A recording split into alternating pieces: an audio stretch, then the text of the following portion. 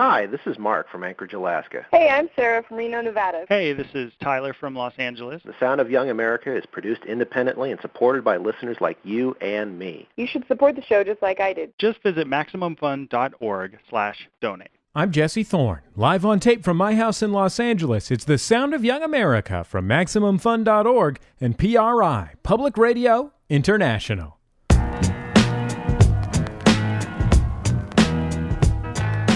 It's the Sound of Young America. I'm Jesse Thorne. My guest on the program is Lynda Barry. She's one of the nation's most accomplished comics artists, graphic novelists, comic strip writers, artists, et cetera, et cetera. Her comics have run in alternative newspapers across the country for many, many, many years, and more recently she's turned much of her time towards writing longer works. Her book of just a couple of years ago, What It Is, was about the process of writing, and her latest, Picture This, is about the process of making art. They're beautiful multimedia comics collage works that, as I said, are about process. Lynda Barry, welcome to the Sound of Young America. I'm delighted to be here. It is a pleasure to have you here, Lynda. Describe, if you could, to me, because I did a lousy job, the form of these two most recent of your books. Well, I wanted to make two books about something I call an image, and my teacher called an image, which is the thing that she said was contained by anything we call the art. So the first book, I talk about it by using writing, and the second one I talk about it by using drawing. But when I was writing the one about writing, I didn't want to just do writing about writing. You know, it feels a little bit like you're in a mirror, like a little mirror maze or something. I wanted to make it so that the person who was reading it didn't even know why they were getting the urge to make something. And the same thing for the new book, Picture This. I wanted it to be about drawing, but without any instruction on how to draw. I just wanted to make it so that when you started to flip through the pages, you just had this itchy urge to make something. And I wanted to make both those books completely by hand, and to use stuff that you could just get at the corner store. Like, they're all made with just, all you need are scissors, and Elmer's glue, and some paper from the trash. So that's what I wanted to do. And my goal was to make it so, for this book, you remember when you were at the dentist when you were a kid, they had this magazine called Highlights for Children? Featuring Goofus and Gallant. Yes, and it was not a great magazine, but you were it was not very good, but you were in a tense situation, which is the dentist, and yeah, Goofus and Gallant and Find the Hidden whatever, and so I thought to myself, I wanted to make an equivalent of that for an adult. And the thing I pictured was the Jiffy Lube waiting room when you have to go get your, you know how when you're in there, and even if it's an old People magazine from 2 years ago, Tom Selleck's on the cover, you're just like so grateful. So I wanted to make a book that would be like I kept picturing it in the Jiffy Lube waiting room. And it's a book that you can open anywhere and move through like a magazine. That was my idea. And to make it so that it's not an intimidating art book, and if you just want to look at it and say, I could do that, and then close it, well done. What are the images that come to your mind when you think of drawing as a kid, drawing pre-adolescent, for you personally? Well, first of all, scribbling is one thing that comes to mind, as I really remember. But my big breakthrough, the first drawing that I ever sold, I really, I knew about the Playboy bunnies, and so I would draw these girl bunnies in little bathing suits, and then I started just leaving the bathing suits off, and so I would sell them, and I got busted for doing it. But there was just something that was really wild about being able to, with a crayon or with a piece of paper, and make this picture that was, contraband or kind of exciting or wrong, and which is really an interesting thing. Crayon, piece of paper, and then this third thing that happens, this image, and it makes your body feel a certain way, whether it's scared or excited. And then what happened to me is what happens to everybody. There's this point when you realize you're not that good at it. So there's this feeling that unless we're really good at something, we don't have the right to do it. We have to leave it to professionals. So I started to, what I got interested in was a study that was done about the brain and about what parts of the brain are activated when a kid is in deep play. And by deep play, what I mean is where the toy is playing back with you, kind of. And also on what an adult brain looks like when an adult is in creative concentration. And their brains looked identical. And it was an activation of the entire brain, like the limbic system and all your spatial relationships and balance. And I put together this thing about what we all know about playing. Everybody knows this around the world, is if you have a kid and you give them everything they need except they're never allowed to play till they're 21, we know they're going to be crazy. Everybody knows that, which means we have a tacit understanding between the relationship of play and mental health. And for a kid who's, we're going to have this experimental kid, never allowed to play. What if we just show him a picture of a kid playing Lego? That's not going to do it. Watch a DVD? That's not going to do it. That's not going to serve that function. And that's where we are as adults, for the most part. We just watch or look at a picture or watch, listen to a DVD. When it comes to art, it seems like the dichotomy that develops when the creation of art stops being just a sort of free-form play and when it starts to have an objective is between beautiful and not beautiful, and that's sort of the good and bad of art and not art. How did you experience that dichotomy when you were becoming self-aware in your art, when you were 10 or 11 or 12? Well, there is a point in cognitive development where you can tell that the chair that you're drawing doesn't look like the chair that's sitting across the room. But more importantly, anyone else in the room can tell that. And then people get ashamed and inhibited. And then the whole point is to make something that is pleasant to look at. But that also includes like heavy metal monsters. Those can be really pleasant to look at. But it's interesting watching. I remember drawing a lot of side views of airplanes because I just had that. I had that outline with the tail, with a little tail fan, and then a wing. Yeah. The direct side view of a wing. Well, do you still draw that every now and then? Yeah, from time to time I'll draw an airplane. Yeah, absolutely. Well, I think that's almost all adults who've quit drawing still have some little thing that they doodle or they draw, particularly if they're in a situation that involves having to listen to something very boring or to wait on the telephone for like the cable man to pick up. And so when people say, "Oh, I can't draw," and I say, "Well, what do you draw when you're at a bad meeting?" And they'll say, "Well, I draw eyeballs," or you draw your side view of the plane, and there's something about that act of drawing that actually makes a boring situation tolerable. Why? I mean, that's really interesting to me, and I'm convinced it's because it actually activates a different part of the brain. It's The Sound of Young America. I'm Jesse Thorne. My guest is the comics artist Lynda Barry. Her new book is called Picture This. It's a book of collage and art and comics and all kinds of stuff about the process of creating art. It's a follow-up to her best-selling book, What It Is, which was a similarly formatted book largely about writing. When you were in college, when you were like a freshman and sophomore in college, before you met the woman who became your mentor and taught you some sort of guiding principles that are reflected in these books, what kind of art were you trying to make? Well, I was making a lot of drawings of, I really liked the, let's see, what's that called? It was Art Nouveau style. So I was copying a lot of Art Nouveau. I really liked the way those curves went. But I didn't think that I should study art because I went to a hippie school for one thing, but I was Evergreen in the Evergreen State College in Olympia, Washington. But I felt like art was something I sort of already knew how to do, and so I should study something I hated so I'd get my money's worth. You know what I mean? Sure. And so it took me 2 years to figure out that I should really pursue this thing that actually soothed me and brought me some kind of that really brought me a benefit.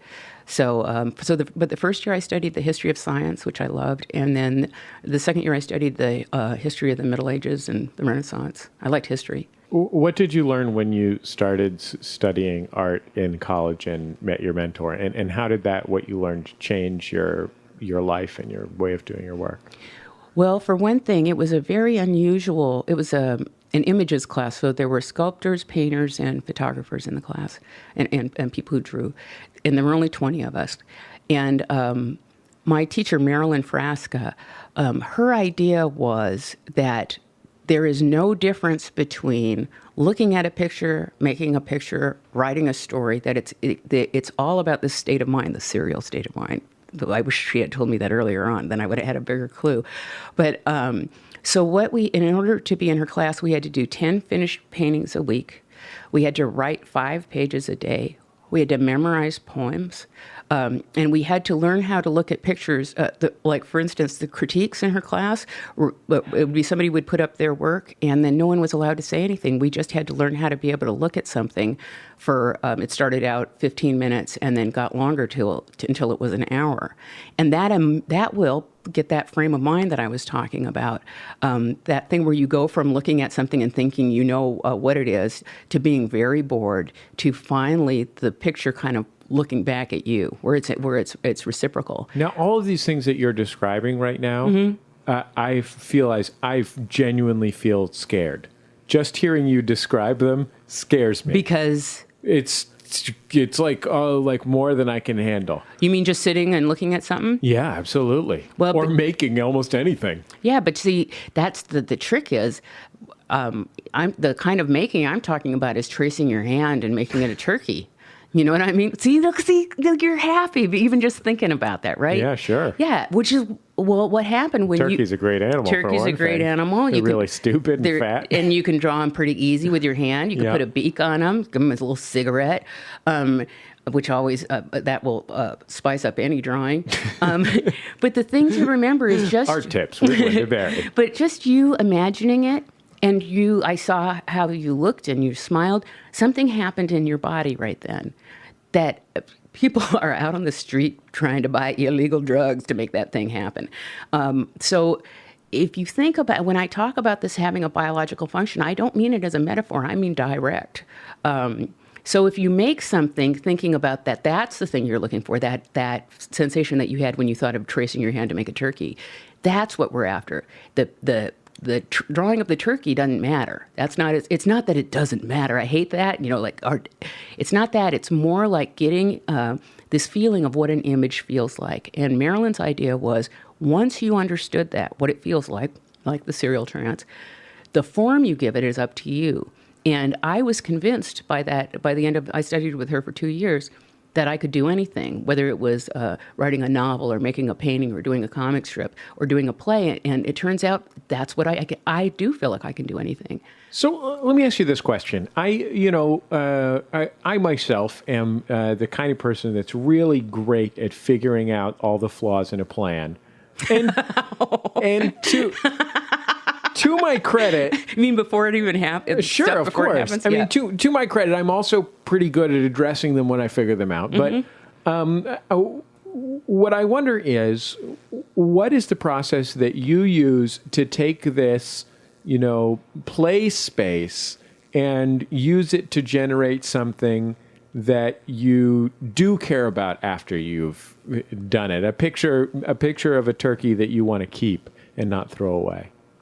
Well, it has to do with having an experience. And for me, one thing that's vital is that I kind of don't know what the thing's going to be about, but I do know, for example, if it's a piece I'm going to write, I like to know how long I'm going to be writing for or how long the piece is going to be. But the way I set up my writing class and the way I do it myself is I just have this big bag of index cards with nouns on them, and sometimes gerunds or ing words. And I have everything set up ready to go. Maybe it's going to be a 4-panel comic strip. I have those drawn.